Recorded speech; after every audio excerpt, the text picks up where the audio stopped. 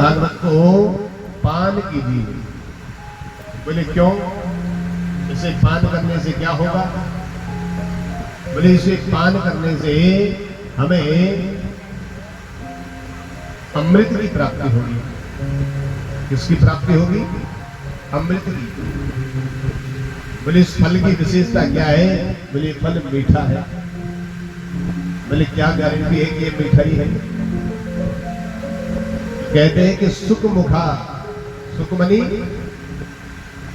तोता, और तोता जिस फल पर चोंच मारता है वो कैसे हो जाता है? कल भेजा दो मिठू, मीठा हो जाता है। और तोते की विशेषता ये है कि वो उसी फल पर चोंच मारता जो मीठा होता है। तो जो सुखदेव जी महाराज है, कल की कथा में आपने सुना, सबसे पहले सुखदेव जी की ही वंदना की गई है। और सुखदेव जी कौन है? बोले सुखदेव जी हैं वेद व्यास जी महाराज के पुत्र। ये अपनी माता के गर्भ में 12 वर्षों तक रहे। कितने वर्षों तक रहे?